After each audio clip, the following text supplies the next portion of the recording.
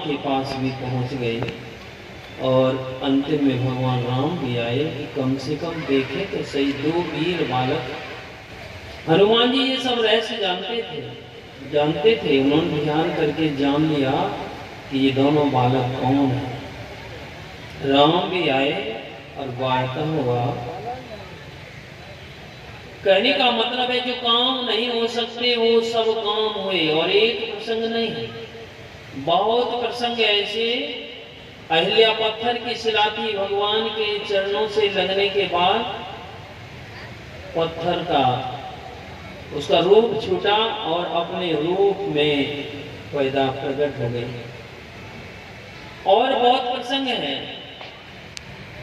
जब प्रहलाद से पूछा कि तुम्हारा राम कहाँ है, खंबे से बांधा हुआ है प्रहलाद, और पिता हथियार उठा करके, गदा उठा करके, तलवार उठा करके बार बार पूछते कि तुम्हारा राम कहाँ है।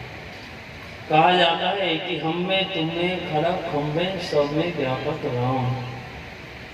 हम में भी है और तुम में भी है। पिताजी आपके अंदर भी है और मेरे अंदर भी है, और जिस खंबे से मुझको बांधा है उसमें भी है, और जिस हथियार को आप बार बार उठाते हैं उसमें भी है।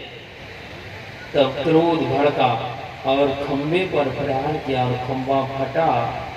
और यहाँ देखिए मनुष्य पैदा नहीं हुआ, यहाँ भगवान पैदा हुए उस पत्थर में से।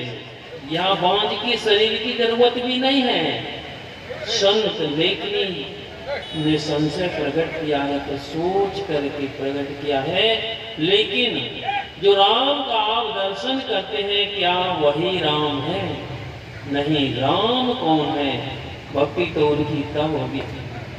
भक्ति का एक अर्थ होता है सेवा, और सेवा लोग नहीं मिल सकता है।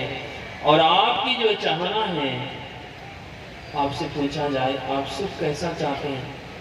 2 मिनट का, 10 मिनट का, 2 घंटे का, 2 दिन का, 2 महीने का, 2 साल का? नहीं। जिससे भी पूछेंगे सब यही कहेंगे कि ऐसा सुख मिले जो कभी छूटे नहीं, अर्थात जिसका कभी विनाश नहीं है। तो संसार के भक्ति करने से संसार के सुख मिलते हैं, जो प्रतीत तो होते हैं कि सुख हुआ, लेकिन सुख होता नहीं है। सुख कैसे होगा? तो पहले विषयों को भोग करके देख लीजिए। आपके अंदर जितनी शक्ति है, एक एक विषय को आप भोग करके देख लीजिए।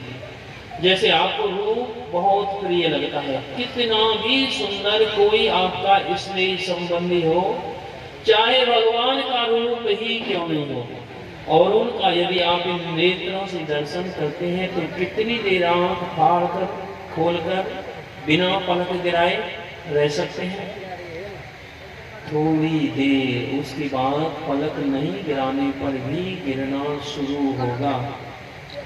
आपको कोई रसिक सुंदर से सुंदर कोई चीज सुनाई जा रही है, बड़ा अच्छा लगता है, लेकिन आप सुनते रहिए सुनते रहिए सुनते रहिए। एक स्थिति ऐसी होगी 2, 4, 5, 10 घंटा के बाद आप सुनना छोड़ करके भागेंगे। जिसमें रस आता था उससे आपको परेशानी कैसे प्रकट हो गई? यदि सूंघने में आनंद है तो सुगंधित से सुगंधित आप सूंघिए, और सूंघ करके वायु को अंदर खींच लीजिए और कहिए ये अब मेरी है, अब मैं इसको बाहर नहीं छोड़ूंगा। क्या श्वास को आप बाहर नहीं करेंगे? एक